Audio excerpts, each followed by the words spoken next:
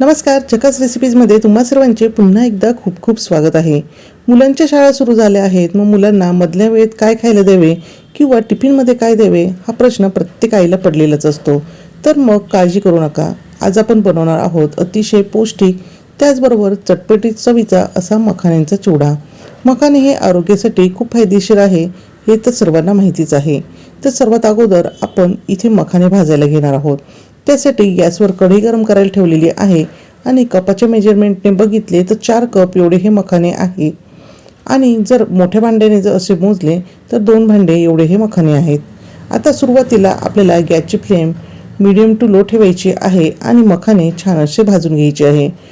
मखाणे भाजण्यासाठी साधारणतः 4 ते 5 मिनिटं अगदी पुरेसे आहेत. आता आपल्याला इथे पहिल्यांदा बघायचे आहे.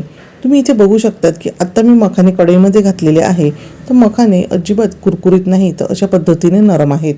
तर आपल्याला हे मखाणे अगदी कुरकुरीत होईपर्यंत भाजायचे आहे. अशा वेळेस मधून आपल्याला मखाणे अशा पद्धतीने दाबून चेक करायचे आहे की ते कुरकुरीत झाले की नाही. मखाणे भाजले जात आहे तोपर्यंत आपण एक मसाला तयार करणार आहोत. त्यासाठी इथे मी पाव चमचा हळद घेतलेली आहे. 1 चमचा लाल मिरची पावडर, याचे प्रमाण तुम्ही कमी अधिक करू शकता. 1 चमचा यामध्ये धना पावडर घालायची आहे. अर्धा चमचा भाजून घेतलेल्या जिऱ्याची पावडर घालून घ्यायची आहे. त्याचबरोबर 1 चमचा यामध्ये आमचूर पावडर घातलेली आहे. जर तुमच्याकडे आमचूर पावडर नसेल तर अशा वेळेस तुम्ही यामध्ये 1 चमचा चाट मसाला घातला तरीसुद्धा चालणार आहे. चवीनुसार मीठ घालायचे आहे आणि यामध्येच मी अर्धा चमचा पिठी साखर घातलेली आहे. हे सर्व आपल्याला मिक्स करायचे आहे आणि हा आपला चिवड्याचा अगदी चटपटीत असा मसाला तयार आहे. हा मसाला मखाण्याच्या चिवड्यांबरोबरच तुम्ही इतर चिवड्यांसाठी सुद्धा वापरू शकतात. हवाबंद डब्यामध्ये भरून तुम्ही अगदी महिनाभर सुद्धा हा मसाला स्टोअर करून ठेवू शकतात. आता या मसाल्यामध्ये हिंग टाकायचं राहिलेला होता म्हणून मी यामध्ये अगदी चिमूटभर एवढा हिंग घालून घेणार आहे. आणि हिंग घालून झाल्यानंतर सुद्धा पुन्हा आता आपल्याला हा मसाला व्यवस्थित असा मिक्स करायचा आहे. हा आपला चिवड्याचा मसाला या ठिकाणी तयार झालेला आहे. आता दुसऱ्या बाजूला आपण अजून एक तयारी करणार आहोत. ते म्हणजे यामध्ये मी घालून घेणार आहे पाव कप एवढे शेंगदाणे, पाव कप एवढे फुटाण्याच्या डाळ्या आणि 8 ते 10 काजू जे आहेत ते कट करून घालणार आहे. तुम्ही तुमच्या आवडीनुसार यामध्ये अजूनही पदार्थ ॲड करू शकता, जसे की मनुके, खोबरे वगैरे घालू शकतात. आता आपण बघूयात की मखाणे भाजून झाले की नाही. तर एकसारखे अशा पद्धतीने हलवायचे आहे, म्हणजेच ते जळणार नाही आणि सर्व बाजूने एकसारखे कुरकुरीत होतील. तर हे बघा, असे दाबून बघितले असता लगेचच हा जो मखाना आहे तो फुटला जातो, म्हणजे समजायचे की मखाने अगदी कुरकुरीत असे भाजले गेलेले आहेत. आता ह्याच कढईमध्ये मी हा चिवडा तयार करणार आहे. त्यासाठी यातले जे मखाने आहेत तर ते मी बाजूला काढून ठेवणार आहे. आता आपण आज जो मखाण्याचा चिवडा करत आहोत तर त्यासाठी तेलसुद्धा आपण खूप जास्त प्रमाणात वापरणार नाही. अगदी 4 ते 5 चमचे आपल्याला तेल यामध्ये घालून घ्यायचे आहे. म्हणजेच तुम्ही हा चिवडा जो आहे तर तो डाएटमध्ये सुद्धा खाऊ शकतात. आता यामध्ये शेंगदाणे, फुटाण्याच्या डाळ्या आणि काजू हे आपल्याला तळून घ्यायचे आहे. आता हे छान असे खमंग तळले जावे यासाठी गॅसची फ्लेम मीडियम टू लो ठेवायची आहे, म्हणजे हे पदार्थ छान असे तळले जातील. मखाणे आपल्या आरोग्यासाठी खूप उपयुक्त आहे, जसे की ते त्वचेसाठी सुद्धा जास्त चांगले आहे. त्यामध्ये कॅल्शियम असल्यामुळे हाडांच्या आरोग्यासाठी सुद्धा ते उपयुक्त आहे. यामुळे पचनक्रिया सुधारते आणि सर्वात महत्त्वाचे म्हणजे वजन कमी करण्यासाठी मखाण्यांचा खूप जास्त प्रमाणात वापर हा केला जातो. त्यामुळेच अशा पद्धतीने आपण हा चिवडा जर तयार करून ठेवला तर मधल्या वेळेत खाण्यासाठी हा चिवडा अतिशय उपयुक्त आहे. आता हे बघा, सर्व जे पदार्थ आहेत तर छान असे खमंग तळले गेलेले आहे.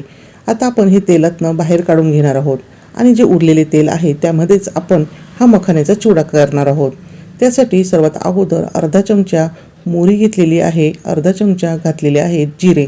आता आपण गॅसची फ्लेम अगदी लो ठेवायची आहे, म्हणजे आपण यामध्ये जे पदार्थ घालू ते जळणार नाही.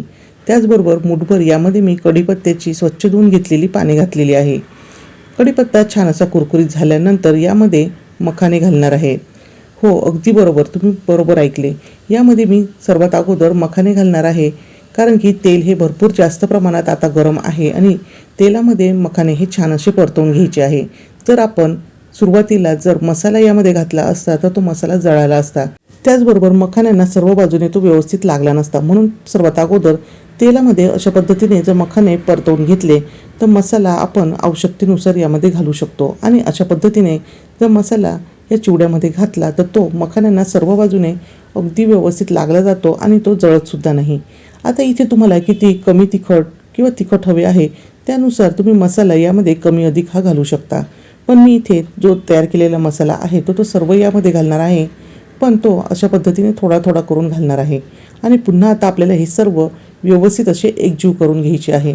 तर हे बघा किती छान असं आपला हा चिवडा आत्ताच दिसायला सुरुवात झालेली आहे. अशा पद्धतीने सर्व असे आपल्याला एकजीव केल्यानंतर तळून घेतलेले जे पदार्थ आहेत ते सुद्धा यामध्ये घालून घ्यायचे आहे. आणि पुन्हा आता आपण हे सर्व मिक्स करणार आहोत. म्हणजेच यामध्ये आपण जे शेंगदाणे, डाळ्या आणि काजू वगैरे घातले त्यालासुद्धा मसाला छान असा लागला जाईल आणि मखाण्यांनासुद्धा हा मसाला सर्व बाजूने एकसारखा व्यवस्थित लागला जाईल. अशा पद्धतीने आपला हा मखाण्यांचा अगदी पौष्टिक असा चिवडा इथे तयार झालेला आहे. आता गॅसची फ्लेम बंद करायची आहे आणि चिवडा पूर्णपणे थंड झाल्यानंतरच हवाबंद डब्यामध्ये भरून ठेवायचा आहे. असा हा चिवडा 8 ते 15 दिवस सहज टिकतो. बऱ्याचदा मुलांना टिफिनमध्ये काय द्यायचे असा प्रश्न पडतो, त्यावेळेसही तुम्ही असा हा मखाण्यांचा चिवडा देऊ शकता. त्याचबरोबर मधल्या वेळेत खाण्यासाठी सुद्धा असा हा चिवडा नक्कीच उपयुक्त ठरतो. पॅकेटचं खाऊ घालण्यापेक्षा नक्कीच हा पौष्टिक असा चिवडा जर तुम्ही तयार केला तर मुलांनासुद्धा हा चिवडा खूप आवडणार आहे. कारण की याची चव अगदी कुरकुरीत त्याचबरोबर चटपटीत आहे. त्यामुळे तुम्ही अशा पद्धतीचा मखाण्याचा चिवडा घरच्या घरी नक्कीच तयार करून बघा आणि तो तुम्हाला कसा वाटला हे मला कमेंट करून सांगायला अजिबात विसरू नका. व्हिडिओ जर आवडला असेल तर व्हिडिओला लाईक करा, शेअर करा आणि चॅनलवर नवीन असाल तर चॅनलला सबस्क्राईब करायला विसरू नका. पुन्हा भेटूया असेच एका छानशा आणि झकास रेसिपीसोबत.